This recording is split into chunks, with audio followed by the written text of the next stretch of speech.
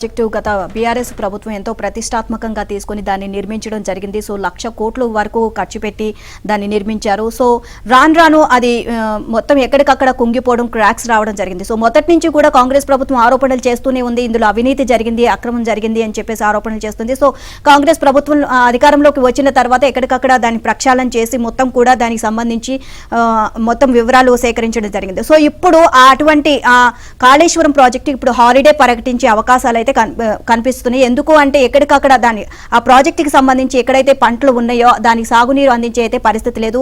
ఎక్కడికక్కడ మొత్తం కూడా మరమ్మతులు చేయాలి. ఈ నేపథ్యంలో దీనికి హాలిడే ప్రకటించే అవకాశాలు అయితే కనిపిస్తున్నాయి. చూస్తే కాళేశ్వరం ప్రాజెక్టుకు హాలిడే పరిస్థితులు నెలకొన్నాయా?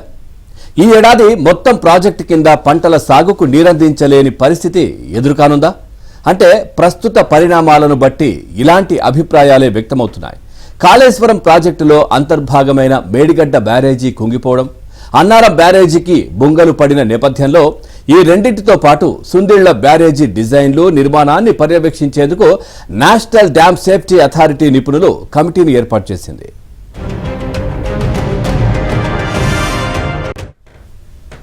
కేంద్ర జల సంఘం మాజీ చైర్మన్ జె చంద్రశేఖర్ అయ్యర్ నేతృత్వంలో 6 సభ్యులతో ఈ కమిటీని నియమించారు.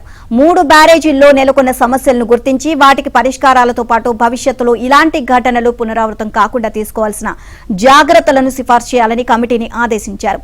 ఈ మేరకు 4 నెలల్లోగా ఎన్డీఎస్ఏకు నివేదిక సమర్పించాలని గడువు విధించారు.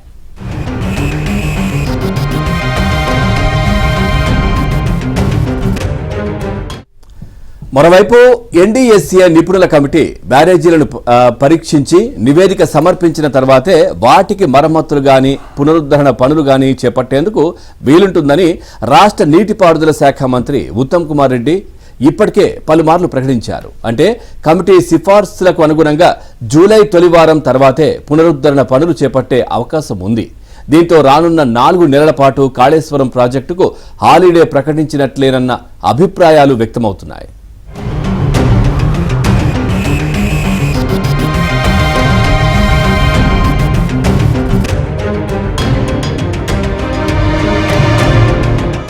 మేడిగడ్డ బ్యారేజ్ పరిశీలించిన తర్వాత ఎందుకు బ్యారేజ్ కుంగిపోవాల్సి వచ్చింది, బ్యారేజ్ నిర్మాణం లోపాలు ఇతరత్ర అంశాలపైన పూర్తి స్థాయి రిపోర్ట్ ని సేకరించనుంది. వాస్తవానికి మేడిగడ్డ, అన్నారం, సుందిళ్ల బ్యారేజీలకు వైఫల్యాలకు సంబంధించి కాంగ్రెస్ ప్రభుత్వం అధికారంలోకి వచ్చినప్పటి నుంచి కూడా పర్టికులర్ గా కారణాలు, పరిష్కారాలు కనుగొనాలంటూ మార్గదర్శకాలకు ఆదేశించింది.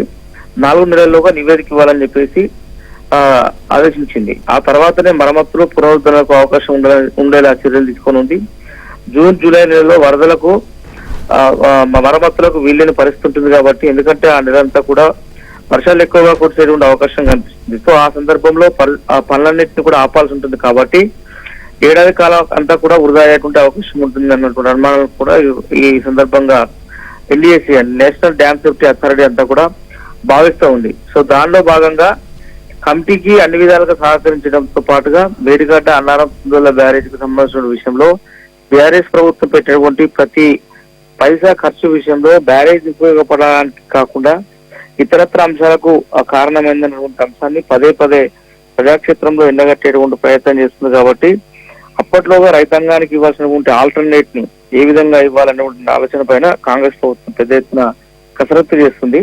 అదే దీనికి సంబంధించిన విషయంలో ఏడాది కాలం అంతా వృధా అయ్యేటువంటి అంశం ఉంది కాబట్టి దీనికి ఆల్టర్నేటివ్స్ చూపిస్తూనే రాష్ట్ర రైతాంగాన్ని ఆదుకోవాల్సిన అవసరం రాష్ట్ర ప్రభుత్వం పైన ఉందన్నటువంటి అంశాన్ని పదే ఇటు బీఆర్ఎస్ పార్టీ లేవనైతే ప్రయత్నం చేస్తుంది. కాబట్టి ఈ ఏడాది పీరియడ్ లో రైతాంగానికి కావచ్చు, లేదంటే మేడిగడ్డ, సుందిళ్ల, అన్నారం 3 ప్రాజెక్టులో ఉన్నటువంటి నీటిని ఎట్లా వీళ్ళు డైవర్ట్ చేస్తున్నటువంటి అంశం పైన కూడా పూర్తి స్థాయి నివేదిక రెడీ చేయాల్సిన అవసరం ఉంది. సో ఈ ఏడాది పీరియడ్ లో ఎటువంటి అంశాలను ప్రామాణికంగా చేసుకొని నిపుణుల కమిటీకి రాష్ట్ర ప్రభుత్వం సహకరించబోతున్నారు.